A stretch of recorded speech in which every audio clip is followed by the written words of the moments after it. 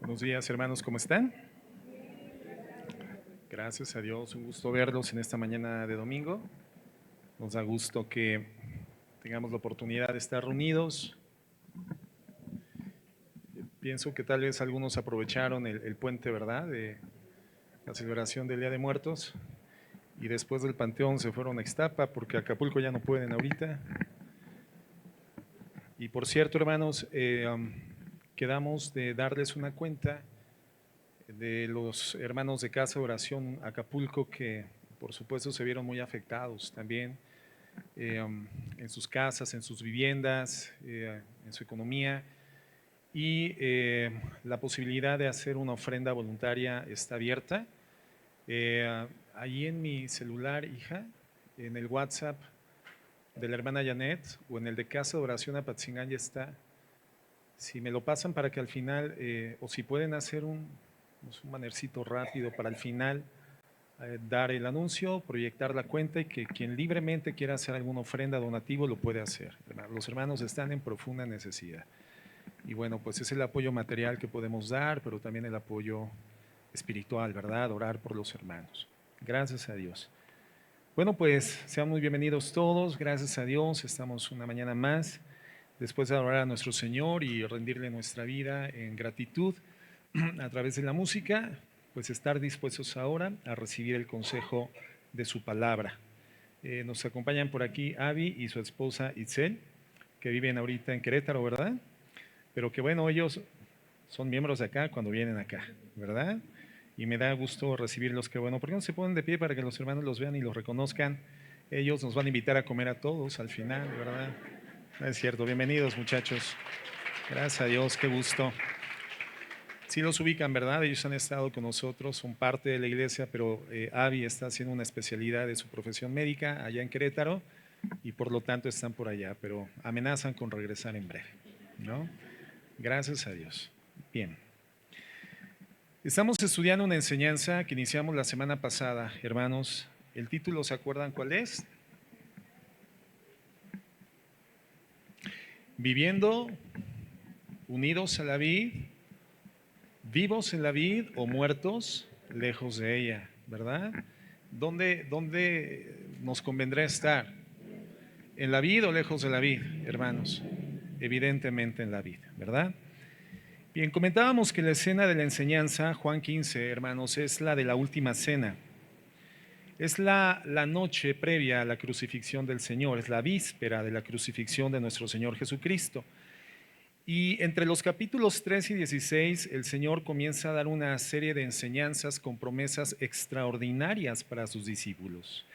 El ambiente, por lo tanto, en el contexto es un ambiente privado, es una enseñanza que particularmente es entregada por Cristo a los 12 discípulos que permanecen hasta ese momento final del ministerio con Él.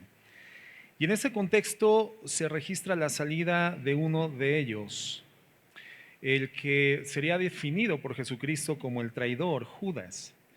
Y comentábamos hace 7 días que hasta ese momento nadie había logrado distinguir en forma externa algo que pudiera identificar a Judas como el traidor. De hecho, cuando vamos a Juan 13:21, nos damos cuenta de que hay una mención de parte del Señor Jesucristo que genera una atmósfera de expectativa e incertidumbre. Dice Juan 13:21 de la siguiente forma: habiendo dicho Jesús esto, se conmovió en espíritu y declaró y dijo: de cierto os digo que uno de vosotros me va a entregar. Entonces los discípulos se miraban unos a otros, dudando de quién hablaba. Y uno de sus discípulos, al cual Jesús amaba, estaba recostado al lado de Jesús. A este pues hizo señas Simón Pedro para que preguntase quién era aquel de quien hablaba. Es decir, pregúntale tú quién es el traidor. Aquí resulta interesante también no identificar la actitud intempestiva que caracterizaba al apóstol Pedro, ¿verdad? Quería siempre ser el primero, el que atendía las necesidades, los comentarios del Señor, quien los consecuentaba, quien se había atrevido a decirle al Señor: Señor, no te hagas esto, no te lo permitas, ¿cómo que vas a ser crucificado, no? Momentos antes el Señor le había entregado las llaves del reino, le dice: te entrego las llaves del reino, ¿verdad? Pero después cuando menciona eso, Señor, no te lo permitas, Jesús le dice, apártate de mí, Satanás. Ahí como que se le cayeron las llaves del reino, ¿verdad? A Pedro. Pero aquí no vemos a Pedro en esta forma impetuosa, intempestiva, sino que le dice a Juan, él no se animó, hermano. Imagínate cuál fue la atmósfera de incertidumbre que generó esta mención de Jesús, que el mismo Pedro no se atreve a preguntarle de forma directa. Y siendo Juan quien se encontraba más cercano a Jesús, entonces él le hace esta pregunta, él le hace el cuestionamiento. Y entonces en el verso 16, respondiendo Jesús, dice, a quien yo diera el pan mojado, aquel es. Y mojando el pan lo dio a Judas Iscariote, hijo de Simón. Después del bocado, Satanás entró en Judas, y entonces Jesús le dijo, lo que vas a hacer, hazlo pronto. Pero ninguno de los que estaban a la mesa entendió por qué dijo esto. Porque algunos pensaban, puesto que Judas tenía la bolsa del dinero, que Jesús le decía, compra lo que es necesario para la fiesta, o que diese algo a los pobres. Cuando él pues hubo tomado el bocado, luego salió y era ya de noche. En el capítulo 15, aún en el aposento alto, pero ya evidentemente, hermanos, sin la presencia de Judas, Jesús comienza a dictar una importantísima enseñanza que, si bien entendemos fue dada en el contexto a los discípulos en ese ambiente de intimidad, en la última cena, evidentemente, hermanos, reverbera, se amplifica, se extiende a todas las generaciones de cristianos, a todas las generaciones de discípulos del Señor Jesucristo a lo largo de toda la historia del cristianismo. La enseñanza de los dos pámpanos, lo que ya revisamos la semana pasada.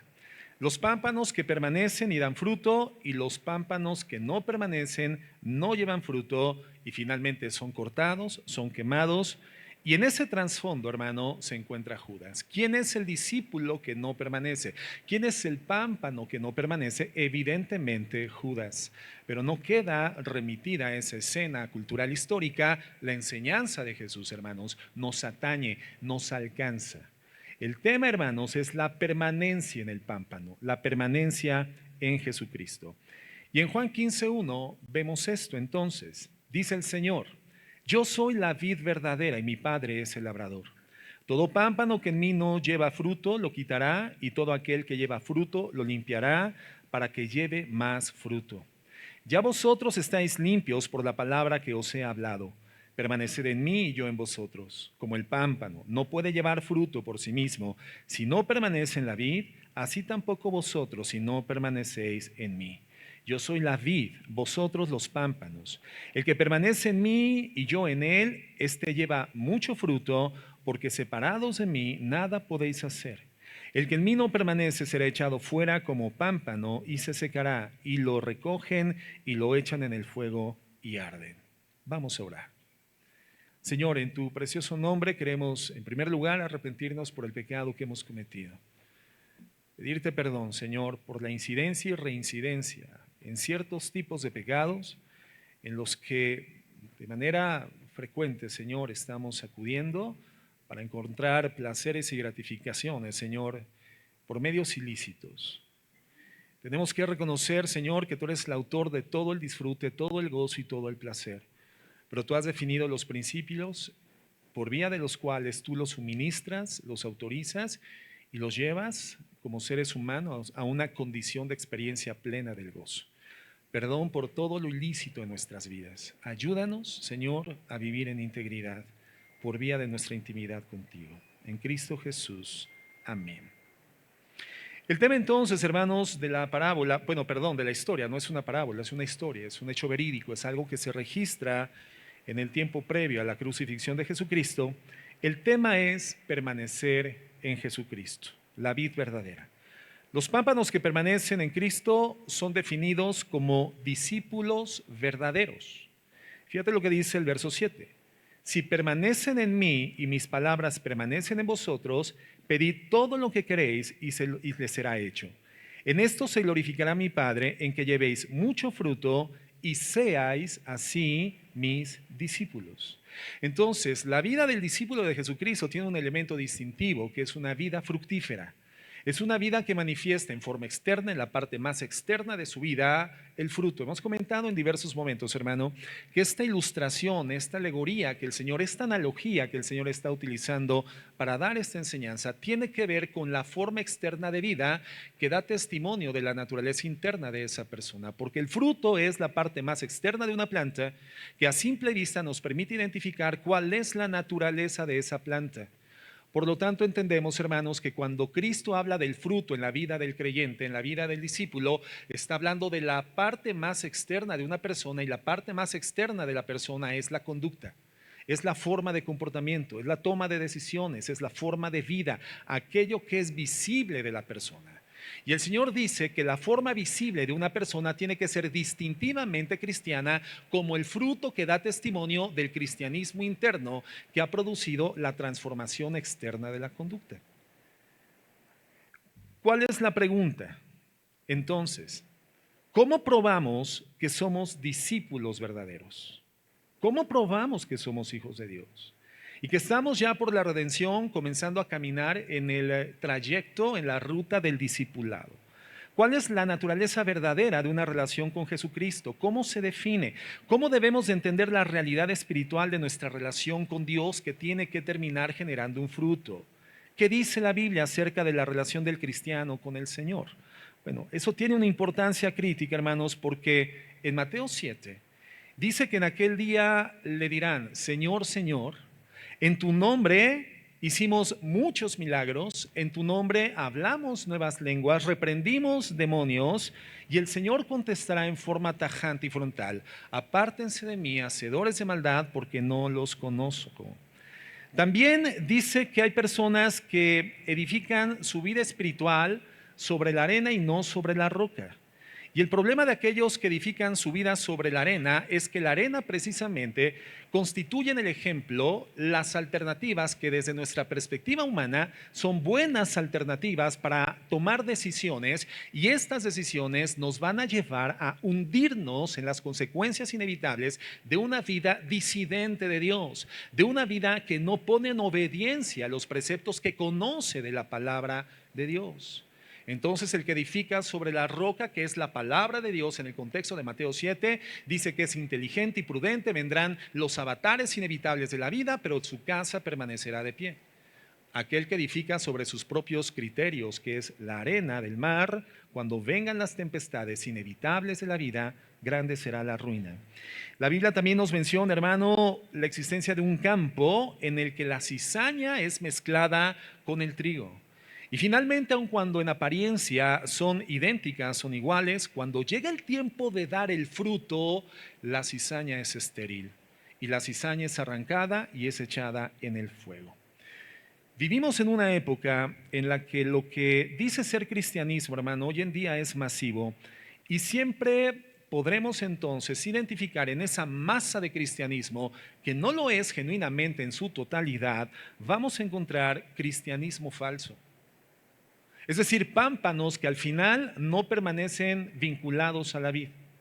Pámpanos que no son abastecidos de forma permanente de la savia que se transmite por la planta, en este caso el Señor Jesucristo, y esa savia no es más que la vida espiritual que proviene de Él, y por lo tanto la forma y el resultado de vida consecuente no será la vida de un cristiano. Y es justamente lo que Cristo responde en este pasaje. Él dice en el verso 4 de Juan 15: permaneced en mí y yo en vosotros. Como el pámpano no puede llevar fruto por sí mismo si no permanece en la vid, así tampoco ustedes si no permanecen en mí. Entonces, ¿cuál es el mensaje, hermanos? Permanecer. La palabra permanecer ya la vimos la semana pasada. Meno en el griego es como cuando tú le dices al Señor: ameno, está bien, ahí me quedo, ya no discuto, ya no hay controversia, hago morir los conflictos de interés con tu voluntad, Señor Dios. Meno, eso significa permanecer, quedarse. Significa no se vayan, vivan, habiten, coexistan aquí. Este es su medio ambiente, esta es su casa. Aquí en mi voluntad tienen que vivir. ¿Recuerdan del ejemplo de la casa? La casa no es más que la amplificación extrovertida visible de nuestra identidad. Tu casa es un reflejo de tu identidad. Eres una persona limpia, ordenada, tu casa va a ser un lugar limpio y ordenado. Eres una persona no con muy buenos hábitos de orden y de limpieza, tu casa no va a ser sino la extroversión de lo que internamente tienes en principios de vida. Entonces la casa nos habla de la identidad. Nuestra identidad está en la palabra de Dios, hermanos. Y por eso la Biblia dice, el Señor dice, permanezcan, ahí quédense, ahí vivan, no se vayan, no se alejen, no se conviertan en apóstatas. Permanezcan en Cristo, no se alejen, continúen creyendo, continúen siendo fieles, permanezcan. Ese es el mensaje. Es una palabra para toda persona que está pegada al cristianismo y podría estar en peligro de abandonar. Si esto sucede, en 1 de Juan 3:19 dice que salieron de nosotros, pero no eran de nosotros. Hebreos 10 dice que el castigo más severo en el infierno va a ser para aquellos que estuvieron cercanos a Jesús y finalmente le dieron la espalda, porque pisaron la sangre de Jesucristo. No consideraron la sangre de Cristo y a Cristo mismo como alguien santo. Y Jesús nos dice, no hagan eso.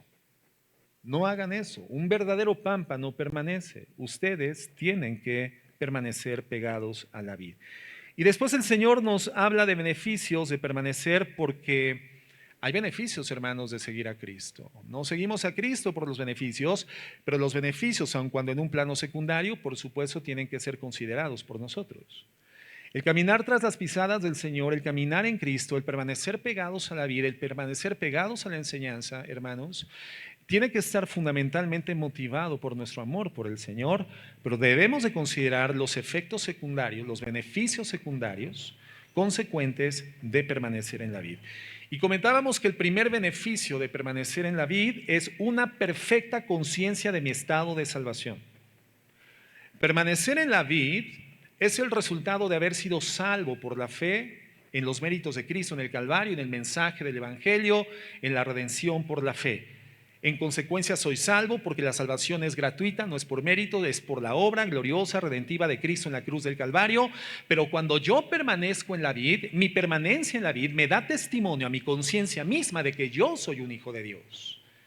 De que esa permanencia, hermano, por supuesto involucra una acción de mi voluntad, pero es sostenida por la fuerza del Espíritu Santo.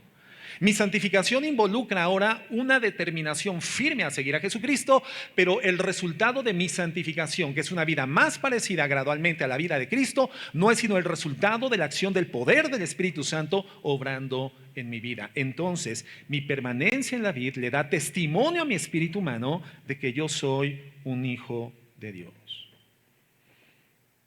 de que soy salvo. ¿Y qué es la salvación, hermanos? Cuando Cristo vive en mí. Juan 14:12, primera de Juan 4:12, dice así: nadie ha visto jamás a Dios. Si nos amamos unos a otros, Dios permanece en nosotros y su amor se ha perfeccionado en nosotros. En esto conocemos que permanecemos en Él y Él en nosotros, en que nos ha dado de su Espíritu. Y nosotros hemos visto y testificamos que el Padre ha enviado al Hijo, el Salvador del mundo. Todo aquel que confiese que Jesús es el Hijo de Dios, Dios permanece en Él y Él en Dios. Entonces, ¿cuál podría ser la definición de un cristiano? Es la persona que es habitada por Jesucristo. Es la persona que es habitada por el Padre. Es la persona que es habitada por el Espíritu Santo. Y evidentemente el Padre y el Hijo representados por el Espíritu Santo, quien hace una morada permanente al interior del Hijo de Dios. En el verso 16 dice: y nosotros hemos conocido y creído el amor de Dios que tiene para con nosotros. Dios es amor, y el que permanece en amor, permanece en Dios y Dios en él. ¿Te das cuenta? La permanencia es una evidencia misma de mi estado redimido, de mi condición salvífica. Y después el capítulo 5 de Primera de Juan, en el verso 11 y 12 dice: y este es el testimonio, que Dios ha dado vida eterna, y esta vida está en su Hijo. El que tiene al Hijo tiene la vida. El que no tiene al Hijo de Dios no tiene la vida. Entonces el cristiano es la persona en quien por la fe en el sacrificio de Cristo para la redención, el Padre, el Hijo y el Espíritu Santo habitan en él. Ahí nos quedamos la semana pasada, ¿verdad? El segundo beneficio de permanecer unidos a la vid. Bueno, Si la presencia del Dios Trino, de nuestro Dios, Padre, Hijo y Espíritu Santo, reside en nosotros, entonces estamos obligados a demostrarlo a través de una vida transformada. Eso quiere decir que el segundo beneficio, hermano, de permanecer unidos a Jesucristo, unidos a la vid, es una vida fructífera. El fruto es un beneficio de vivir unidos a la vid. Y dice el verso 4 de Juan 15. Juan 15:4. Permaneced en mí, yo en vosotros. Como el pámpano no puede llevar fruto por sí mismo si no permanece en la vid, así tampoco vosotros si no permanecéis en mí. Yo soy la vid, vosotros los pámpanos. El que permanece en mí y yo en él, éste lleva mucho fruto, porque separados de mí nada podéis hacer. El centro de esta parte de la enseñanza es que en la medida en que tú permaneces en Cristo y Cristo en ti, tú puedes dar mucho fruto, y de acuerdo al versículo 8, este fruto, hermano, se convierte en la prueba de que tú eres un discípulo de Jesús. Un discípulo de Jesús es una persona que evidentemente comienza un proceso, pero se encuentra en ciernes, se encuentra en condición elemental, en condición reducida a su vida de discipulado, pero el discipulado es visible, el discipulado es tangible, es irrefutable, inobjetable, innegable, cuando tu vida ya ha dado fruto. El verso 8 dice: en esto es glorificado mi Padre, en que llevéis mucho fruto y seáis así mis discípulos. Entonces, un discípulo de Jesucristo no necesariamente es una persona que ha nacido de nuevo, sino que esa persona que ha nacido de nuevo ahora tiene que comenzar a desarrollar el trayecto, caminar la ruta del verdadero discipulado, y el verdadero discipulado será visible cuando esa persona ya es fructífera, lleva mucho fruto.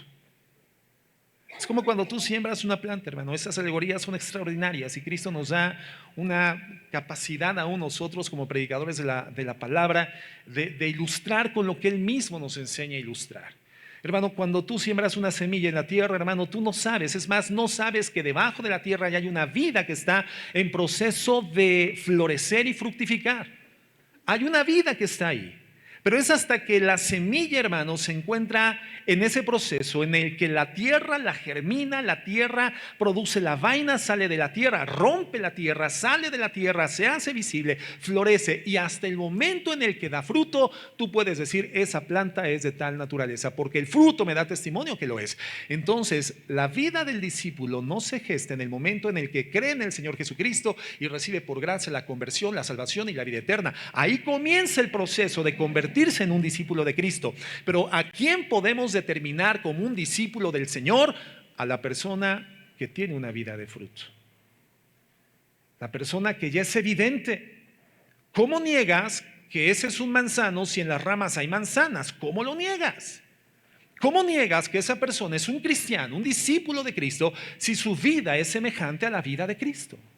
Su conducta es como la de Cristo. Mateo 7:15. Entonces vemos cómo la existencia del fruto, hermanos, es la única manera en la que sabemos que somos discípulos de Cristo, que somos genuinos, que somos pámpanos en la vid. Mateo 7:15 dice: guardaos de los falsos profetas, que vienen a vosotros con vestidos de ovejas, pero por dentro son lobos rapaces. Fíjate, no está hablando de cualquier personaje, está hablando de gente que simula ser profeta. Un hombre de Dios, una persona del Evangelio, una persona de la palabra, una persona piadosa, una persona espiritual. Hay personas así en el medio ambiente cristiano y es extraordinariamente peligroso. El Señor nos compara a sus discípulos con ovejas, pero a estos falsos maestros y profetas los compara con lobos. Y de esta manera, con la ilustración, el Señor quiere mostrarnos el altísimo nivel de peligrosidad que existe en no saber discernir quién es un verdadero maestro y quién es un falso maestro. Porque ¿qué hace el lobo con la oveja, hermano? ¿Juegan? ¿A las traes? ¿A la roña? ¿Qué hace el lobo con la oveja, hermano? La depreda, la devora, la mata, la destruye, se la come. Bueno, vendrán vestidos de oveja, pero por dentro son lobos rapaces. ¿Por qué serán conocidos, hermanos? ¿Por qué? Por sus frutos. Es importante el fruto, ¿no? Sí.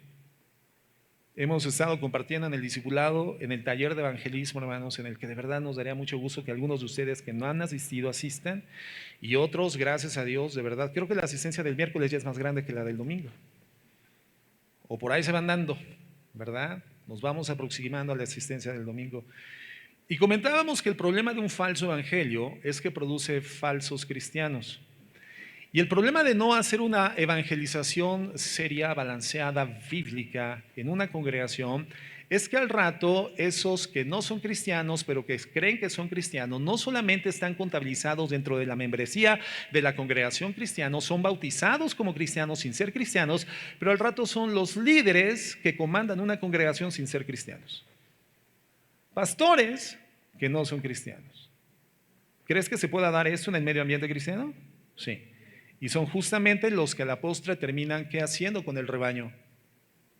Se lo devoran. Abusan de la feligresía, de los niños, de las mujeres, de las economías. Terminan devorando al rebaño. Y muchos salen huyendo, que logran salvar la vida creyendo que eso era el cristianismo. Creyendo que eso era una representación de Dios, odiando el cristianismo. Por eso el fruto es tan importante. El Señor dice, no te atrevas a llamarle discípulo a alguien que no ha dado testimonio de ser mi discípulo. No te atrevas a considerar como cristiana una persona que no ha dado el fruto de vida cristiana, porque solamente por el fruto, solamente por el estilo de vida, la conducta, la parte más externa de su ser, que es su estilo de vida, puede dar testimonio si es una persona espiritualmente confiable. Por sus frutos los conoceréis. ¿Acaso se recogen uvas de los espinos o higos de los abrojos? Así todo buen árbol da buen fruto, pero el árbol malo da mal fruto. No puede el buen árbol dar malos frutos, ni el árbol malo dar buenos frutos. Todo árbol que no da buen fruto es cortado, echado en el fuego. Así que por sus frutos los conoceréis. En Mateo 3:7 vemos a Juan el Bautista diciendo algo importante también. Juan el Bautista, precursor del ministerio de nuestro Señor Jesucristo, dice en el verso 7, al ver que muchos de los fariseos y de los saduceos venían a su bautismo, les decía, generación de víboras, ¿quién os enseñó a huir de la ira venidera? Hagan pues frutos dignos de arrepentimiento. O sea que en alguna forma el Señor le permitió conocer el corazón de esas personas que venían a su bautismo, pero Juan desde lejos, como un buen pastor debe tener un olfato a la distancia, un oído agudo, para que en tanto el rebaño hace ve, logra distinguir a la distancia cuando una oveja dice aú.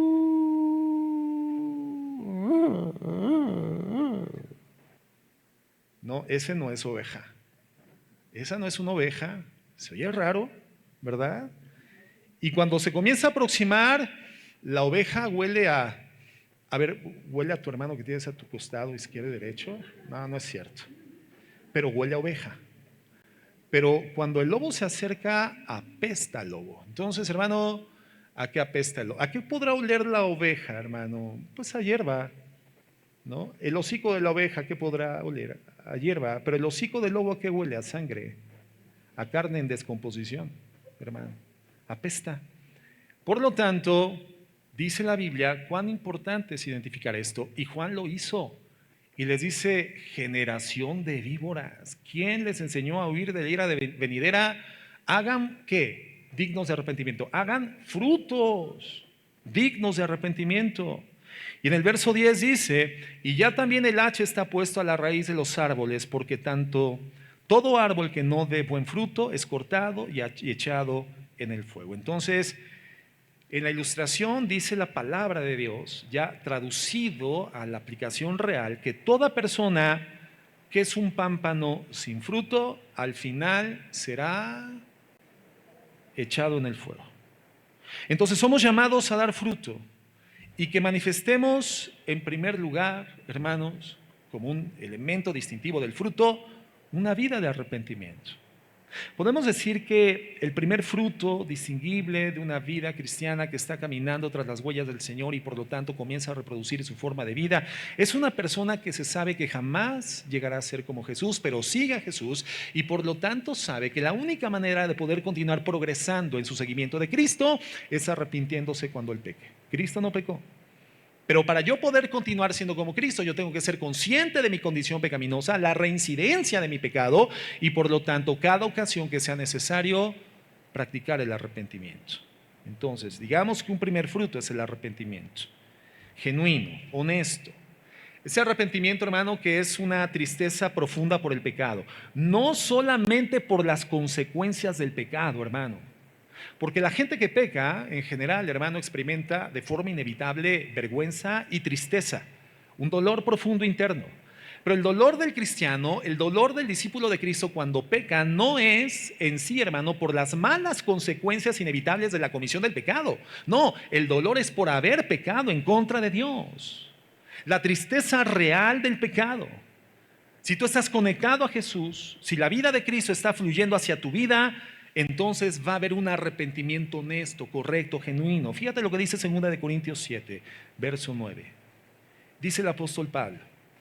Dice, pero ahora me regocijo, no de que fuisteis entristecidos. Es decir, está hablando a los corintios diciendo, ustedes están tristes.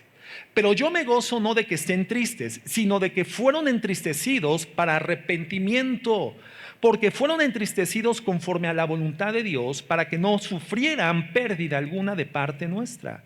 Y fíjate lo que dice el verso 10. Porque la tristeza que es según Dios produce arrepentimiento para salvación, de que no hay de qué arrepentirse, pero la tristeza del mundo produce muerte. O sea, entre el creyente y la gente del mundo hay un factor común, que es la tristeza ante la comisión del pecado. Pero la diferencia entre ambas tristezas es que una se entristece. La tristeza del mundo es por las malas consecuencias de haber pecado. Sin embargo, la tristeza del cristiano cuando peca es por cuanto esto ha representado una nueva distancia, una ruptura de la comunión con el Dios de su salvación, por el pecado mismo ejercido en contra de Dios. La gente que vive en el mundo, hermano, está triste por la forma en que vive. Los resultados insuficientes de sus esfuerzos. Se lamentan, por supuesto, por las consecuencias, porque las vidas pecaminosas terminan siendo profundamente lesivas y destructivas. Es como el alcohólico que al final de su vida se da cuenta de que no solamente destruyó su vida, sino la vida de su esposa y de sus hijos. La tristeza del adúltero o de la adúltera que abandonan el hogar, el núcleo conyugal por otra persona y al final de la pasión se dan cuenta de que se equivocaron rotundamente. La tristeza de quien roba, de quien mata y termina en una cárcel pagando la culpa. Eso, por supuesto, produce culpa. ¿O a poco crees que los delincuentes que hoy están pagando sus culpas en las cárceles están muy contentos? Por supuesto que no. Y todos ellos están lamentándose por las consecuencias. Pero esa tristeza, hermanos, solamente es tristeza. Esa tristeza es pena, dolor por las consecuencias, mas no por el pecado mismo. Porque si el dolor fuese por el pecado, entonces habría arrepentimiento. El dolor por las consecuencias, hermano, no conduce a la persona a odiar su pecado, ni a arrepentirse del pecado, ni a separarse del pecado. Por eso un grupo de autoayuda, ya sea para el alcoholismo, la drogadicción, el mal humor, la histeria, etcétera, la adicción a la sexualidad ilícita, es un grupo que puede, a través de sus técnicas psicológicas, dar cierto nivel de fortaleza a tu voluntad. Pero generalmente lo que sucede con el 90% de quienes salen de bueno, no sé el porcentaje, pero un alto porcentaje de quienes salen de esos centros de autoayuda, hermanos, esos centros de rehabilitación, es que al poco tiempo terminan reincidiendo. Porque el dolor que sintieron fue por las consecuencias del pecado que los llevó a estar 3 meses o más tiempo en un centro de rehabilitación, pero cuando salen, ese dolor no los llevó al arrepentimiento que genera genuinamente un cambio de vida y terminan entonces reincidiendo. Esa es la tristeza del mundo. Por lo tanto, hermanos, ese tipo de tristeza no produce la vida que es producto del arrepentimiento, sino que deja al pecador en su pecado en su estado de muerte espiritual. Pero una tristeza auténtica, producto de entender que el pecado me distanció de un Dios santo, santo, santo, y me constituyó en su enemigo, y me hizo meritorio de su juicio eterno, y que precisamente para que no quedase en esa condición insalvable, en forma permanente, en forma perpetua, Jesucristo, hermanos, el santo Hijo de Dios, desciende en condición humana, ocupa mi lugar en la cruz del Calvario, donde Él muere por la culpa de mi pecado, y esa tristeza, hermanos, lleva al arrepentimiento, y el arrepentimiento a la salvación, que es vida eterna en Cristo Jesús. Y ese es un sensor. Tenemos en nuestra vida entonces este fruto de arrepentimiento. Cuando pecamos, nos dolemos, nos entristecemos por las consecuencias de lo que hicimos, o nos entristecemos por aquel contra quien pecamos, por el pecado mismo y lo que representa esto en distanciamiento de la comunión con aquel que nos ha redimido en la cruz del Calvario. El cristiano cada vez que peca tendría que llorar por lo que representa, hermano, hacia nuestro Dios el pecado que llevó a su Hijo Jesucristo a la cruz del Calvario. Y saber que hemos pecado, habiendo sido redimidos, perdonados, lavados con esa preciosa sangre de ese Hijo precioso de Dios que sin culpa recibe nuestra culpa como depósito de la misma para pagar en nuestro lugar, no solamente debería de producir en nosotros dolor y tristeza, sino vergüenza. Vergüenza. Esa es la diferencia. Entonces, cuando hablamos de fruto y vemos nuestra vida, tiene que ser observable el arrepentimiento.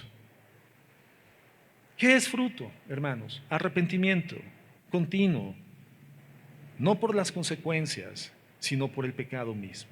Ahora, en este pasaje de Juan 15, se nos dice que demos fruto y más fruto, dice el verso 8, Juan 15, 8.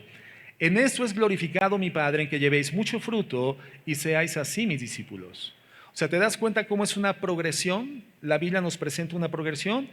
Primero tenemos que ser salvos en Cristo, después tenemos que caminar el camino de discipulado y la consecuencia será que daremos un fruto y entonces podremos ser llamados discípulos de Cristo. Colosenses 1:9, por favor, dice así: por lo cual también nosotros, desde el día en que lo oímos, no cesamos de orar por vosotros y de pedir que seáis llenos del conocimiento de su voluntad. Fíjate la oración de Pablo por los colosenses. Él oraba porque estos hermanos fueran llenos del conocimiento de su voluntad en toda sabiduría e inteligencia espiritual, para que entonces pudieran andar como es digno del Señor, agradándole en todo, llevando entonces fruto en toda buena obra y creciendo en el conocimiento de Dios. La vida del cristiano entra en una línea progresiva, hermanos. Es como esa línea de producción de las industrias, como esa línea de producción donde en la punta se pone una materia prima y mientras va transitando la materia prima por la banda, al final de la banda termina siendo un producto terminado. Esa es la vida del verdadero Hijo de Dios. Entramos en una banda que se llama santificación, en donde en la medida en la que avancemos en la banda, al final tendremos una cada vez más distinguible semejanza a nuestro Señor Jesucristo. Y ese es el propósito del Hijo de Dios, ser conforme a la imagen de Jesucristo. Hermano, ¿para qué estamos en la tierra después de la salvación? Si esta tierra está llena de sufrimiento, y por cuanto yo soy cristiano, llamo a la santidad y el mundo odia la santidad y ama el pecado, entonces además es una complejidad permanecer aquí. Señor, ¿por qué no me llevaste a tu presencia después de haber sido salvo? Esa sería la condición ideal, digámoslo así, desde la perspectiva humana del cristiano redimido. Pero el Señor nos deja, porque solamente a través de vivir lo que hoy somos, hijos de Dios, progresando en el discipulado y dando fruto, podremos llegar a ser en esta tierra la imagen de Jesucristo. Esa es la meta, ese es el objetivo, hermano. Y en la medida en la que no pierdas el objetivo, la meta, tú estarás caminando en esa dirección. Y te estarás motivando. Y te estarás alentando. La meta va a ser que tu vida cristiana, en vez de que se convierta en una lápida, una losa difícil de cargar, sea un motor y un estímulo para ser como Jesús. Hablábamos la otra vez del alpinista. ¿Quién sabe qué hay en el alma de los alpinistas? Tienen algo diferente. Pero cuando ellos alcanzan y conquistan las grandes cimas, las cimas del Himalaya, por ejemplo, el Everest, hermano, la mayoría de ellos llegan sin aliento, sin oxígeno, gangrenados de algunos miembros de sus cuerpos. Algunos llegan sin las puntas de sus narices, sin dedos en las manos o sin dedos en los pies, sin fuerza. Pero llegan a la cima no por su excelente capacitación o adiestramiento, por su conocimiento técnico, porque ya no tienen ni siquiera aliento. Llegan porque no han perdido de vista la cima, y mientras ven la cima, algo los propulsa a llegar hasta allá. Muchos de ellos mueren en el descenso porque ya no tienen fuerza, pero llegaron a la cima. ¿Qué los hizo llegar a la cima? No perder la meta. No perder de vista la meta. ¿Y cuál es nuestra meta? Ser como Jesús. Si tú pierdes esa mira, hermano, si pierdes esa meta, va a llegar un día donde vas a decir: ¿para qué oro? Mira nada más el pastor. Yo pensé que el pastor no fallaba. Yo pensé que la iglesia era perfecta. Pusiste tu meta en el lugar equivocado. Mira a mis hijos cómo me parecen. Mira a mi esposa y se decía cristiana. Pusiste tu meta en un nivel muy bajo. Tu meta es ser como Jesucristo. ¿Para qué oro? ¿Para qué voy a la iglesia? ¿Para qué medito la palabra de Dios? Hermano, porque meditar la palabra de Dios, ir a la iglesia, orar, no es un fin en sí mismo. Solamente son medios de gracia para poder llegar a la meta. Y la meta es ser como Jesucristo. Y si tú no pierdes de mira eso, entonces esa va a ser una motivación permanente para seguir orando, seguir meditando, seguir viniendo a la congregación, seguir ayunando, seguir siendo piadoso, hacer disciplinas espirituales que a la postre te lleven a ser como Jesús. Dar fruto, hermano. El anhelo y el deseo de ser como Cristo. ¿Y cómo era Cristo? Cuando la gente se aproximaba a Cristo, hermano, siempre era alimentada, física o espiritualmente. Los enfermos eran sanados, los ciegos veían, los muertos resucitaban.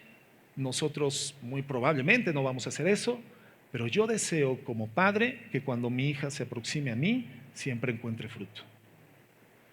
Cuando mi hija hambrienta, mi yerno hambriento o mi esposa en una necesidad se acerquen a mí, encuentren fruto de Dios para yo poder darles sombra, alimentarlos, para darles paz, para ser un transmisor de beneficios espirituales, porque estoy pareciéndome a Jesús. Si yo tengo eso en mente, entonces voy a seguir adelante, pegado a la vid, porque mi deseo es ser como Jesucristo. A eso fuimos llamados, a ser la imagen de Jesucristo. Creciendo, hermanos, entonces es indispensable que haya un incremento. Hemos conocido a Dios y debemos incrementar en ese conocimiento. En la medida en la que crezcamos en el conocimiento de Dios, va a incrementar también nuestro fruto. Fíjate lo que dice Filipenses 3:12. Dice Pablo: no que ya lo haya alcanzado o que haya llegado a ser perfecto, sino que sigo adelante a fin de poder alcanzar aquello para lo cual también fui alcanzado por Cristo Jesús. ¿Te das cuenta? Pablo decía: llevo avance, pero no es que ya lo haya alcanzado, pero prosigo a la meta. O sea, que tenía en la mira Pablo una meta. ¿Y qué había en la meta? Aquello para lo cual había sido alcanzado por Cristo. ¿Y para qué fue alcanzado por Cristo? Para ser como Cristo. Entonces, ¿qué hacía? ¿Qué propulsaba? ¿Qué motorizaba? ¿Qué empujaba la vida de Pablo, hermano, para no desistir, para no despegarse de la vid y continuar, ser fructífero, ser como Jesús? Entonces, si permanecemos en Cristo, si cedemos nuestra voluntad a Cristo e incrementamos nuestro conocimiento de Cristo, nuestro fruto también va a incrementar.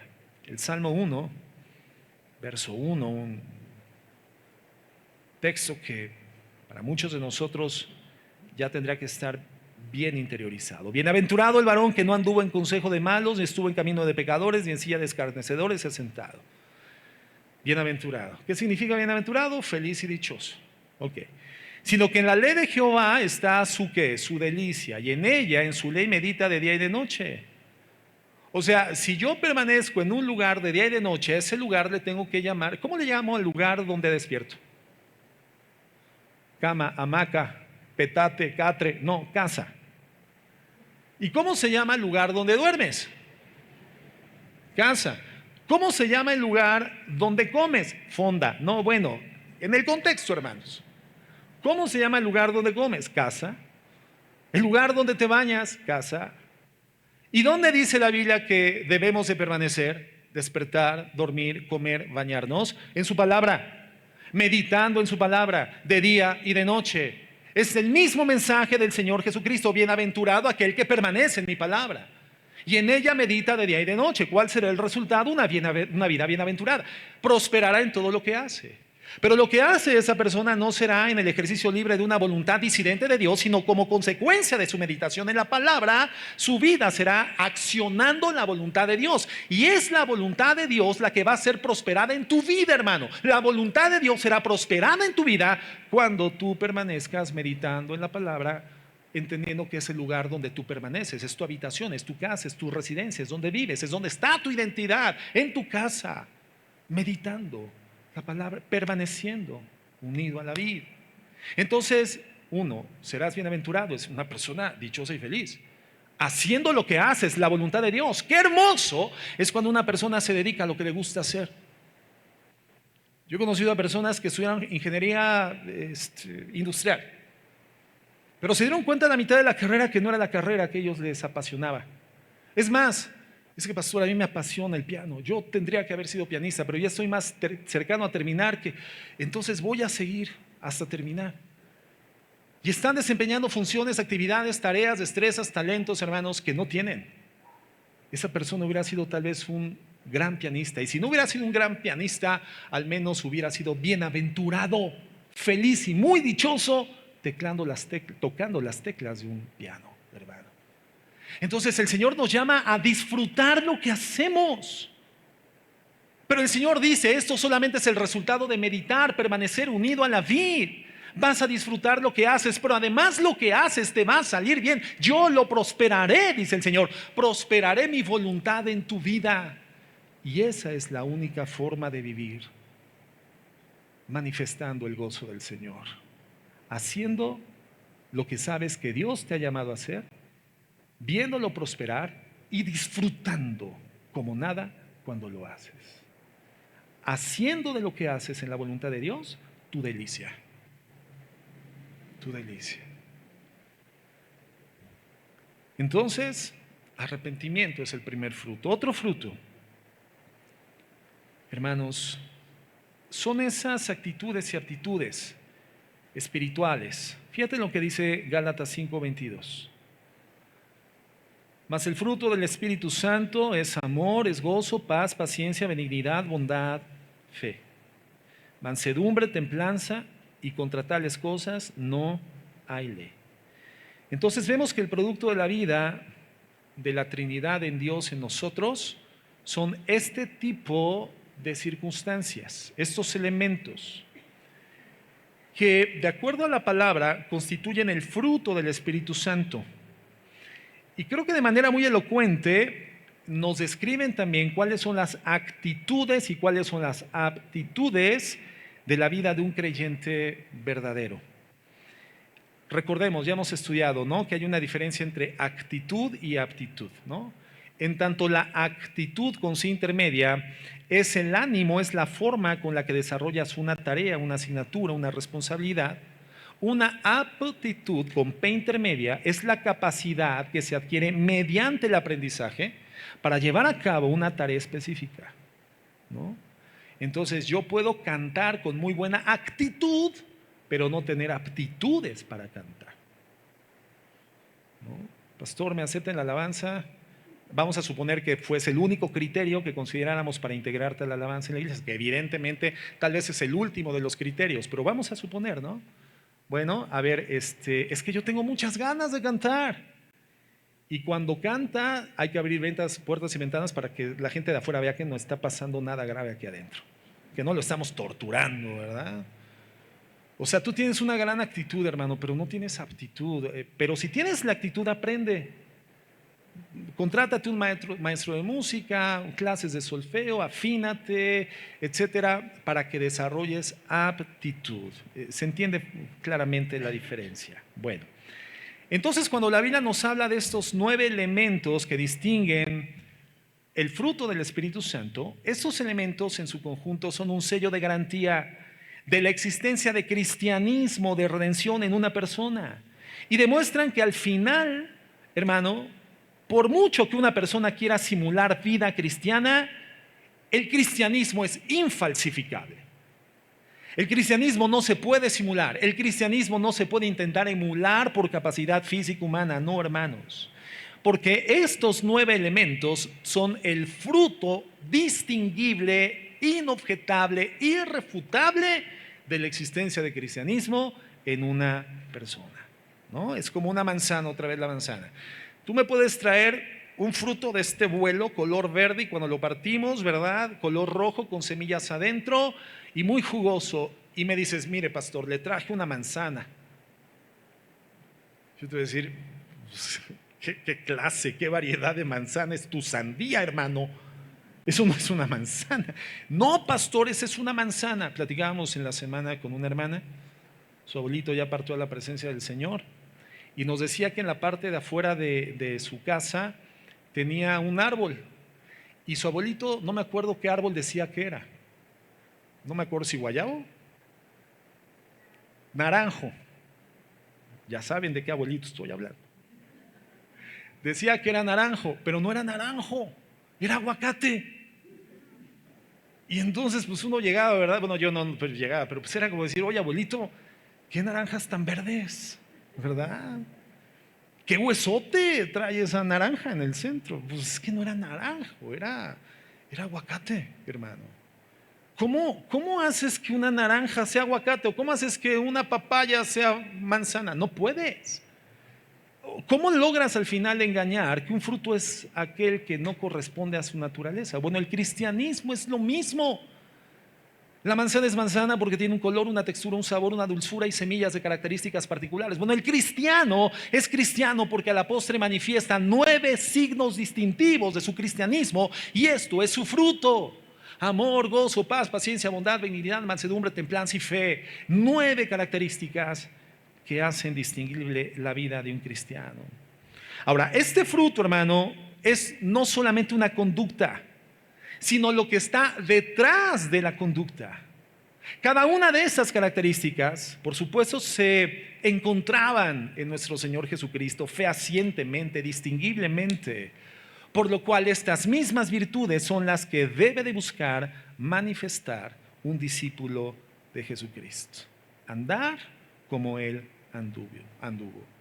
Efesios 5:9 dice así, porque el fruto del Espíritu es en toda bondad, justicia y verdad, comprobando lo que es agradable al Señor.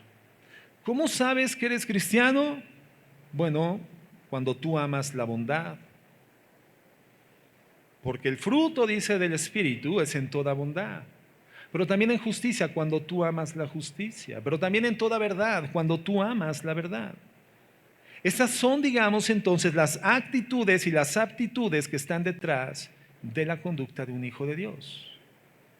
Entonces, en tanto en un primer término, el arrepentimiento es fruto, arrepentimiento hacia el pecado es fruto, podemos decir que el primer fruto es el dolor por el pecado. El dolor por el pecado, confesarlo, darle la espalda. No solamente vergüenza, un dolor que te lleva a darle la espalda al pecado, hermano. El dolor producto de haber pecado contra Dios. Bien, en tercer lugar, otro tipo de fruto, Hebreos 13:15. Dice el Señor, así que ofrezcamos siempre a Dios por medio de Él sacrificio de alabanza, es decir, fruto de labios que confiesan su nombre. Este pequeño verso, hermano, si no en su totalidad, sí nos da una descripción de lo que es la adoración. Dice que ofrezcamos siempre a Dios por medio de Él sacrificio de alabanza, es decir, fruto de labios que confiesan su nombre. Quiere decir que no puede haber adoración hasta que hayas sido salvado por Dios, ¿no? En la Nueva Traducción Viviente, este mismo verso dice así: por lo tanto, por medio de Jesús, ofrezcamos un sacrificio continuo de alabanza a Dios, mediante el cual proclamamos nuestra lealtad a su nombre. No puede haber adoración y alabanza si no hay una regeneración, un nuevo nacimiento espiritual. Cuando dice la palabra que proclamemos, eso significa decir las cosas que Dios nos ha revelado de sí mismo. O sea, la alabanza no es más que regresarle a Dios en palabras de gratitud, de admiración, de exaltación, aquello que de Él nos ha iluminado en su palabra. Eso es la adoración y la alabanza. Cuando yo le regreso a Dios en forma de palabras, lo que de Él conozco a través de su palabra. Eso es adoración. Es decir, de regreso a Dios sus atributos, tal como nos lo ha iluminado a nosotros en la Biblia. Por eso, una forma extraordinaria para aprender a orar, adorar y alabar, hermano, es la lectura, la meditación, el aprendizaje en el libro de los Salmos. Porque los Salmos, hermano, que en el original hebreo significa canto, ¿verdad? Tiene por propósito mostrarnos quién es Dios a través de sus atributos. Los atributos que Dios ha decidido revelarnos de sí mismo no están en ningún libro tan perfectamente visibles como en el libro de los Salmos, ¿no? Y si tú te das cuenta, no hay un solo salmo de la palabra, no hay un solo salmo de los 150 salmos de la Biblia que no mencione un atributo de Dios y la razón por la cual se le exalta, la razón por la cual se le teme, se le venera, por la cual nos postramos delante de Él. Los salmos, hermanos, tiene que ser una lectura, un aprendizaje, una memorización, una meditación de cabecera en la vida de los hijos de Dios. Entonces, en la medida en que vamos descubriendo por el Espíritu Santo, en la meditación de la Biblia, quién es Dios, ahora nosotros podemos decirle a Dios: Señor, tú eres creador. Y ese reconocimiento del poder creador de Dios es un acto de adoración, de reconocimiento, de gratitud, de exaltación. Estamos identificando a Dios como quien Él dice que es. Señor, tú eres creador.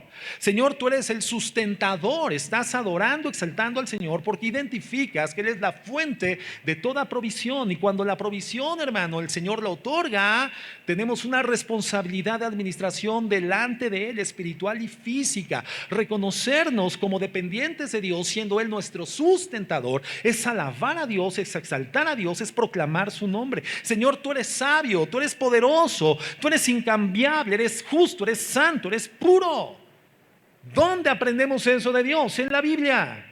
Cuando adoramos a Dios, lo que estamos haciendo es decirle de retorno al Señor lo que en su gracia, por el Espíritu Santo, nos ha iluminado de Él mismo. Fruto de labios que confiesen su nombre. Esa es la única adoración que Él acepta. La adoración bíblica, hermano. La adoración escritural. Dios no quiere que estemos inventando nuestra propia versión de Dios. Y eso es lo que muchas veces sucede en el ambiente musical del cristianismo. Oyes cantos que dices: esa está buena para mi esposa, pero si yo conozco a Dios, ¿cómo le voy a cantar eso a Dios? No. Ahora, yo no considero, hermano, que como congregaciones cristianas solamente tengamos que cantar literalmente los salmos. Porque hay congregaciones que se distinguen porque la salmodia, ¿verdad?, es su base de adoración y alabanza musical. Y solamente cantan los salmos musicalizados, tal vez en versiones contemporáneas, adaptaciones musicales, pero solamente los salmos. Y respetamos, porque qué manera más fiel de poder hacerlo, pero creemos también en la composición libre, pero en el fundamento de la Escritura, ¿quién es Dios? Todo canto de adoración y exaltación a nuestro Dios tiene que contener los atributos por los cuales adoramos, alabamos, exaltamos, agradecemos, nos arrepentimos, nos postramos, le reconocemos a Dios como nuestro Dios. Y cuando tú estás cantando algo en que no menciona el nombre de Dios, que no menciona la sangre, el sacrificio, la muerte, el pecado, Y más bien parece un canto romanticón con una muy bonita melodía que además es muy pegajosa, que además te inspira emocionalmente. Hermano, si no menciona el nombre de aquel a quien se adora y el motivo por el que se le adora, no es adoración, no es alabanza, no es gratitud. La única adoración que Dios acepta es la que emana de la palabra. Él no quiere que nosotros inventemos nuestra propia versión de Dios, más bien que le digamos a Él lo que Él nos ha revelado de sí mismo en la Biblia. Y también lo que Dios ha revelado acerca de sus obras. Entonces, cuando leemos los salmos, conocemos a Dios por sus atributos, pero también lo conocemos por sus obras. Fíjate, por ejemplo, lo que dice el Salmo 86, verso 8. Dice, oh Señor, ninguno hay como tú entre los dioses, pero dioses con D minúscula. O sea, estos dioses no son dioses, son falsos dioses. Son las deidades que el ser humano en esa inclinación natural a la exaltación o a la búsqueda de la verdad va creando, ¿no? El dios sol, la diosa luna, el dios mar, el dios trueno, Thor, ¿verdad? Para algunos Thor es su dios. Y es lo que dice, oh Señor, ninguno hay como tú entre los dioses, ni obras iguales entre tus obras. Fíjate, atributo de divinidad y las obras de la divinidad. Todas las naciones que hiciste vendrán y adorarán delante de ti, Señor, y glorificarán tu nombre, porque tú eres grande y hacedor de maravillas, solo tú eres Dios. Entonces, cuando le decimos a Dios en respuesta de lo que nos ha revelado de sí mismo, cuando hacemos esto con un corazón arrepentido, agradecido, todo lo que Dios nos ha revelado, hermano, comienza a cobrar sentido. Eso es alabanza, adoración. La alabanza entonces está sujeta a la revelación divina. Entre más conocemos la Escritura, más conocemos quién es Él, qué ha hecho. Y en esa proporción, hermano, nuestra adoración a Dios comienza a ser más pura, más verdadera, más genuina, más auténtica. Ese es el fruto de labios que confiesa el nombre del Señor. ¿Y por qué yo puedo alabar a Dios, darle ese fruto ahora a través de mis labios? Porque lo conozco. ¿Y por qué lo conozco? Porque he permanecido. Porque soy un pámpano pegado a la vid, ligado a la vid, estoy en la vid, estoy comiendo de él, medito su palabra de día y de noche, en ella habito, ahí vivo, ahí despierto, ahí me duermo, ahí como, ahí me baño, porque esa es mi casa. Permanezco en el Señor. Y entonces, en consecuencia, mis labios pueden dar ese fruto que confiesan su nombre. En Juan 4:23. Y en ese sentido creo que algunos han progresado muy bien. Pero hermano, no solamente es el fruto de lo que Dios en su gracia te ha iluminado. Fíjate lo que dice Juan 4:23. Mas la hora viene y la hora es, cuando los verdaderos adoradores adorarán al Padre en espíritu y en verdad, porque también tales adoradores el Padre busca que le adoren. Entonces vemos que la alabanza es un efecto netamente espiritual y como lo hemos estudiado, dice que tiene que ser verificado. Los que me adoran en espíritu y en verdad. O sea, la adoración a Dios demanda ser verificada. ¿A través de que verificamos que lo que yo confieso con mis labios de quién es Dios, porque Él en su gracia me lo ha revelado por la meditación de los salmos, la escritura, etcétera? ¿Cómo puedo verificar que no solamente es lo que sé de Dios, sino que ahora es lo que vivo de Dios? Verificarlo a través del plano de los hechos, las realidades, el fruto distinguible por vía de lo que vivo, hermanos. ¿Cómo lo demostramos? A través de eso, de los hechos, de la forma de vida. Esa es una adoración espiritual verdadera. Esa es la adoración que Dios está esperando y que busca a los tales que le adoran en espíritu y en verdad. Personas que no solamente dicen, hablan, mencionan lo que hoy conocen de Dios, sino que verifican que lo que conocen de Dios ha transformado sus vidas. Y hoy viven conforme a lo que ellos dicen, que la Biblia dice, quién es Dios. Nuestra vida de obediencia, hermanos, verifica que conocemos a Dios por la revelación de su Espíritu Santo Y tiene presencia no solamente en mi mente, sino también en mi corazón. Y ha transformado mi conducta, mi forma de vida. Pero si venimos el domingo y cantamos y alabamos y decimos lo que de Dios conocemos porque lo hemos aprendido a través de la palabra, pero salgo de aquí y continúo pecando, continúo siendo un grosero con mi esposa, continúo siendo una rebelde con mi esposo, continúo siendo un confrontativo con mis padres, continúo siendo un deshonesto en mis negocios. Entonces, y es ahí donde el Señor Jesús dice en Mateo 7, en aquel día vendrán y me dirán, Señor, Señor, pero si yo asistí a casa de oración todos los domingos, hasta los miércoles, hasta fui al taller de evangelismo, Señor. Y, y llegaba a la alabanza, en el último canto, pero llegaba la alabanza, Señor. Llegaba la adoración y te decía cuánto te amaba y cuánto te obedecía, oh, cuánto amo yo tu ley. Y el Señor, ¿qué va a decir? Apártate de mí, hacedor de maldad. El Señor te va a decir, mira, tú no puedes entrar en mi reino porque resulta que aunque parecías trigo, pues eres cizaña, porque tu vida no dio fruto. Parecía que eras, pero no eras. Parecía que eras un arquitecto entre todos los arquitectos que se reunían en la congregación, pero resulta que tú construías sobre la arena, sobre tus propias decisiones, no sobre la roca, mi palabra. O sea, sabías, pero no hacías. ¿Y a quiénes les llamó hipócritas Jesucristo? A los fariseos, a los mismos que Juan el Bautista les dijo generación de víboras. ¿Por qué? Porque decían, pero no hacían. Entonces es nuestra obediencia. Una alabanza a Dios sin una vida de obediencia que le verifique es una alabanza vacía, carente de significado, hermanos.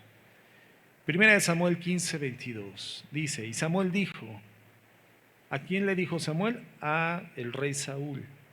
¿Se complace Jehová tanto en los holocaustos, víctimas, como en que obedezca a las palabras de Jehová? Ciertamente el obedecer es mejor que los sacrificios y el prestar atención que la grosura de los carneros. Romanos 12:1 dice, así que hermanos, os ruego por las misericordias de Dios, que presentéis vuestros cuerpos en sacrificio vivo, santo, agradable a Dios, que es vuestro culto racional. O sea, como cristiano yo no le voy a poder dar un culto racional, inteligente a Dios si mi cuerpo no está vinculado con esa adoración, con ese culto. Es un sacrificio vivo. ¿Qué se sacrifica? Lo que se sacrifica es algo tangible, algo visible, algo que se puede tocar. El sacrificio tiene que ser de un cuerpo, pero no es un sacrificio de muerte. El Señor nos está diciendo que nos inmolemos, que nos quememos, que nos detonemos, que nos aventemos a las vías del metro, por ti Jesús y por tu causa. No, no, no es un sacrificio de muerte, es un sacrificio de vida. Es tu cuerpo vivo puesto en obediencia voluntaria a Dios. Cuando tú alabas a Dios, haces sacrificio de adoración a Dios, pero tu vida no está en obediencia, dice la Biblia, es lo más tonto que puedas hacer. Es irracional. Es lo menos inteligente que una persona puede hacer. Porque el Señor dice que presentemos nuestro cuerpo vivo, santo, agradable a Dios, y ese es nuestro culto inteligente, nuestro culto racional. Entonces, ¿cuál es el fruto que manifiesta que en nuestra vida habita Dios en su Trinidad? Arrepentimiento continuo, actitudes y aptitudes que existen en Cristo, amor, gozo, paz, paciencia, alabanza que devuelve a Dios una manifestación verdadera de quién es Él. Y voy a terminar en los próximos 5 minutos con el cuarto fruto. Y lo encontramos en Filipenses 4. Una situación en la que Pablo estaba pasando situaciones precarias materialmente, pero tuvo amigos que él amaba, pero también amigos que lo amaban a él y le dieron una ofrenda, provisión, alimento. Y entonces él se encontraba profundamente agradecido. Fíjate lo que dice Filipenses 4:16. Dice, pues a una Tesalónica me enviasteis una y otra vez para mis necesidades. Él estaba profundamente agradecido con Dios por ellos y con ellos. No es que busque dádiva. Fíjate lo que dice Pablo. O sea, yo agradezco a Dios, les agradezco a ustedes porque siempre estuvieron sosteniéndome en mis necesidades, pero entendamos, no es que yo esté buscando sus dádivas, sino que busco fruto que abunde en vuestra cuenta. ¿Cuál es el fruto? La generosidad. La generosidad, hermanos. Él agradece la ofrenda, pero lo que él manifiesta que buscaba de ellos no era la ofrenda, sino que el fruto abundara en su cuenta. Y él dio esta expresión de amor como fruto espiritual, hermano, un producto de Dios en sus corazones. Romanos 15:26, fíjate cómo dice. Romanos 15:26, porque Macedonia y Acaya tuvieron a bien hacer una ofrenda para los pobres que hay entre los santos que están en Jerusalén. ¿Quiénes eran los santos de Jerusalén, hermanos? La iglesia cristiana judía. ¿Te acuerdas de esos judíos que en Hechos 2, ante la primera disertación del Evangelio, por el poder del Espíritu Santo, se convierten a Cristo? En la fiesta del día de Pentecostés, Pablo diserta ya inseminado del Espíritu Santo en condición permanente, en cumplimiento de la promesa de Jesucristo en Hechos 1:8, ¿verdad? Recibirán poder cuando haya venido sobre ustedes el Espíritu Santo y entonces me serán testigos. Y entonces ya en ese momento en el que adviene el Espíritu Santo y llena a Pedro y a los demás discípulos de Cristo, entre las manifestaciones de esta llenura fue la disertación del Evangelio, la predicación pública por primera vez de boca de un apóstol de Cristo a una cantidad innumerable, incontable de judíos procedentes de todos los lugares del mundo conocido para esa importante fiesta, la fiesta de Pentecostés. Y más de 3,000 de los que oyeron, creyeron en el Evangelio, se convirtieron a Cristo y se bautizaron. Entonces se funda la iglesia. Después de la fiesta, por supuesto, entendemos que muchos judíos regresaron a sus lugares de origen, pero quedó la iglesia en Jerusalén.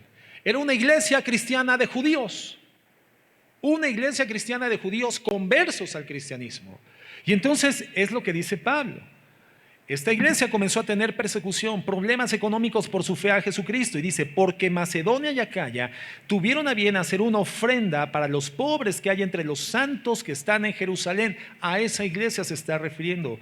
Pues les pareció bien y son deudores de ellos. Porque si los gentiles han sido hechos participantes de sus bienes espirituales, porque originalmente, hermano, en un primer término, ¿para quién era la salvación? Para los judíos y después para todos los gentiles. Por eso cuando la mujer sirofenicia se acerca a Jesucristo y le dice de una necesidad, le dice Jesucristo de una manera amorosa, pero cierta, le dice, mujer, es que el alimento viene para los hijos, no para los perrillos. Era un judaísmo, así se llamaba o se decía a todos los que no eran judíos, a los perrillos. ¿Y qué le contesta esta mujer? Sí, Señor, pero aún los perrillos comen de las migajas que caen de la mesa de los hijos de los amos. Y Jesús se sorprende y dice, wow, esta es la fe que yo quisiera en los judíos. Y el Señor concede la benevolencia. Pero lo que dice Jesús es cierto, la salvación en un primer término era para los judíos y obviamente en el plan de Dios era la extensión y la expansión a todos los gentiles, a toda la gente del mundo. Por eso Pedro se sorprende cuando es llamado a la casa de Cornelio. Y cuando él les predica el evangelio a estos que eran soldados romanos, se da cuenta de que se convierten.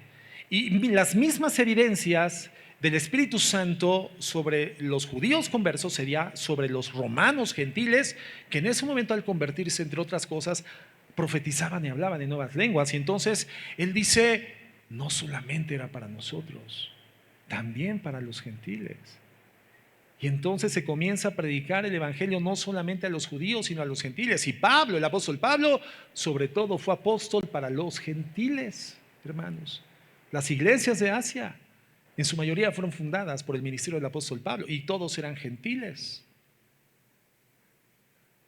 Entonces, es por eso que Pablo dice, ustedes son deudores a ellos, porque fueron hechos participantes de los bienes espirituales que habían sido originalmente para ellos. Por lo tanto, dice, deben también ellos ministrarles deben de ministrarles a ellos de los bienes materiales. Si ellos compartieron con ustedes los bienes materiales, espirituales, pues no es gran cosa, dice Pablo, que ustedes participen con ellos de los bienes materiales, que sean generosos con ellos.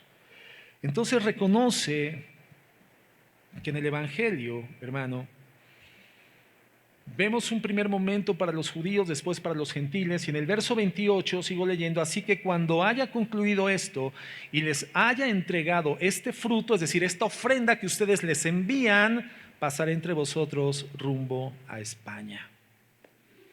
Entonces Pablo vio a los gentiles enviando esta ofrenda a Jerusalén para los judíos como un fruto espiritual. Podemos incorporar a la lista de frutos, hermanos, la generosidad, contribución material para aquellos que están en necesidad. Generosidad. ¿Somos generosos, hermanos? Vemos la necesidad del hermano y la suplimos, la cubrimos, contribuimos, damos. Generosidad, fruto consecuente de estar pegados a la vid. 2 Corintios 9:6 dice, por eso digo, el que siembra escasamente también segará escasamente, y el que siembra generosamente, generosamente también segará. ¿Te das cuenta cómo el Señor está hablando de finanzas con la misma analogía de la agricultura? O sea, la generosidad, que en este caso es sembrar generosamente, es un fruto. Entonces, hermanos, ¿qué es fruto? Arrepentimiento, vida espiritual, alabanza, adoración, expresiones de amor que satisfacen necesidades materiales en otros. Termino con 1 de Juan 3:17. Pero el que tiene bienes de este mundo y ve a su hermano tener necesidad y cierra contra él su corazón, ¿cómo mora el amor de Dios en él? Hijitos míos, no amemos de palabra ni de lengua, sino de hecho y en verdad. Y en eso conocemos que somos de la verdad y aseguraremos nuestros corazones delante de Él. Aseguraremos nuestros corazones delante de Él. Cuando hay fruto,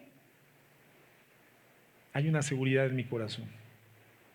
Porque el primero que reconoce que esto no era natural a Él, somos nosotros. Somos nosotros. Porque sabemos lo que éramos. Entonces, el fruto, hermano, no es para que Dios diga, sí era mi hijo. Yo decía que este no era mi hijo. Mira nada más que codazazo me salió este. Tacañazo. No, hermano.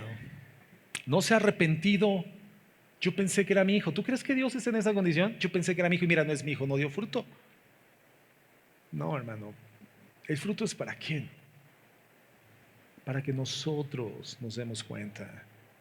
Por eso dice Juan, y en esto conocemos, nosotros conocemos, Dios ya lo sabe, si somos o no, pero nosotros conocemos que somos de la verdad y aseguraremos nuestros corazones. Esto es para la seguridad de nuestras almas, vivir en certidumbre, en seguridad. Aseguraremos nuestros corazones delante de Dios. Una persona que vive en Jesucristo, que está pegada a la vida, una persona que no deserta, que no abandona su posición, la persona que permanece, que vive en Cristo, permanece en Cristo, oye la Biblia, lee la Biblia, estudia la Biblia, medita la Biblia, memoriza la Biblia, vive la Biblia, es una persona que vive con certidumbre total, y es la persona que cuando comienzan eventos en el mundo, que nos dejan ver señales de las que Cristo habló sobre su próximo retorno, su regreso, el advenimiento de la iglesia hacia Él. Hermanos, esa persona, en vez de sentir miedo y decir, ay, ¿qué va a pasar? El mundo se va a acabar. Ay, si me traga el terremoto, ¿qué hago? Y si me cae un huracán, ¿qué hago? No, esa persona vive con certidumbre. Esa persona está asegurada porque ha conocido, está asegurada en su corazón delante de Dios, que es de la verdad. Esa persona es la que dice, Señor, ven pronto, Señor Jesús. Pero no es la persona que dice, ya regresa, Señor, porque estoy sufriendo tanto. No es la persona que dice, ven pronto, porque ya quiero estar contigo, Señor. Manifestar, ver tu manifestación de una forma que en esta tierra no puedo ver, pero verte tal como tú eres, mi Dios, en aquel día. La persona que permanece, la persona segura. Los que no permanecen son los que, ay, no sé, soy cristiano, no soy cristiano. A ver, ¿por qué estás así? No sé qué voy a hacer, y es que los problemas, y es que la economía, y es que no me alcanza, y se viven tronándose los dedos en angustias, ansiedades, dificultades, problemas. No, eso es ser bienaventurado. ¿Estás disfrutando tu vida? No, por eso ya quiero que regrese Jesús. No, quieres que regrese Cristo por los motivos equivocados. Por los motivos equivocados. ¿Por qué vives así? ¿Por qué vivimos así, hermano? Porque, a ver, ¿cuál bienaventuranza? ¿Cuál prosperidad? ¿Cuál todo lo que hago me sale bien? ¿Cuál bienaventuranza? ¿Para quién es la bienaventuranza?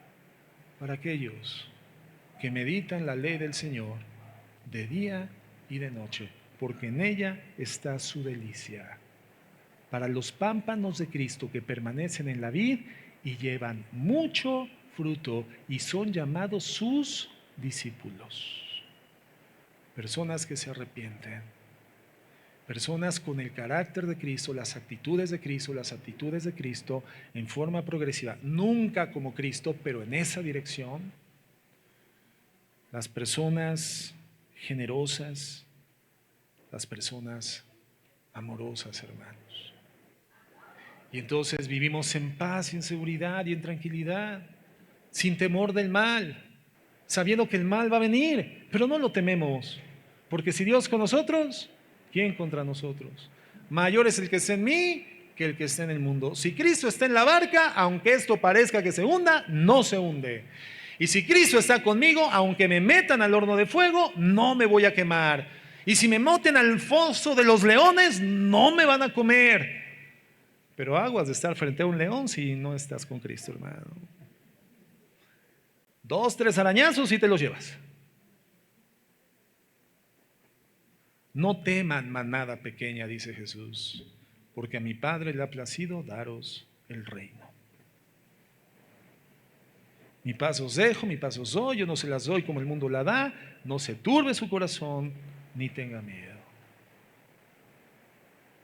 ¿Pero para quién es esa paz? Para aquel cuyos pensamientos en Él perseveran, porque en Él ha confiado. Fruto, hermanos, producto de permanecer. Y ese es el mensaje. Permanece, no te vayas, no huyas, como los que apostatan. No vayas a ningún lugar. No huyas como lo hizo Judas. Sé fiel, permanece unido a la vid y lleva mucho fruto. Glorifica a mi Padre y en esto sabrás que eres mi discípulo. Vamos a orar.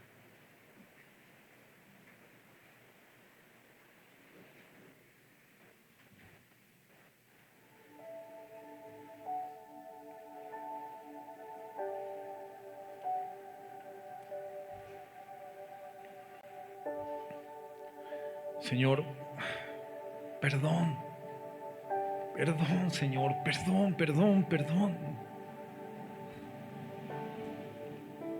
por desligarnos, por separarnos de ti, por regresar al pecado como si hubiera algo que pudiera de él alimentarnos o satisfacernos. Perdónanos, Señor, ayúdanos. Somos tu pámpano, mi Dios, no por nuestro mérito, por tu gracia. Ayúdanos, Señor. Sin tu ayuda es imposible, pero tú das tu ayuda a tus hijos. Has dado tu asistencia a tus hijos. Tanto, Señor, que has decidido morar dentro de tus hijos por tu Espíritu Santo. Y hemos recibido poder para permanecer.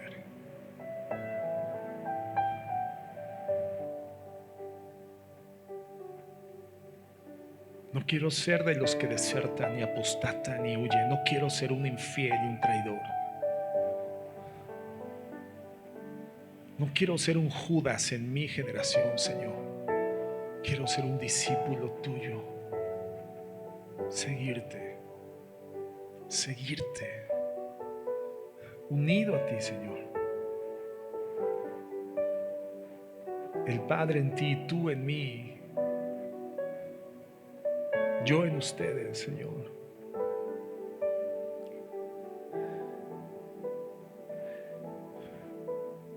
Tener el fruto del arrepentimiento, Señor, el fruto de tu carácter, el fruto de tu generosidad, de tu amor.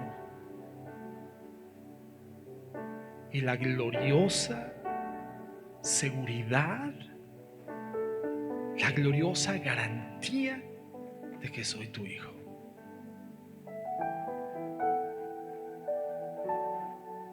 Necesito permanecer en ti. Tú no me pides que yo haga el fruto, me pides que permanezca en ti para que el fruto tú lo gestes. Tú solo me dices, permanece en mí y en mi palabra. De lo demás yo me encargo.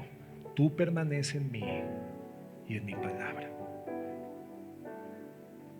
Regresa a mí y permanece en mí.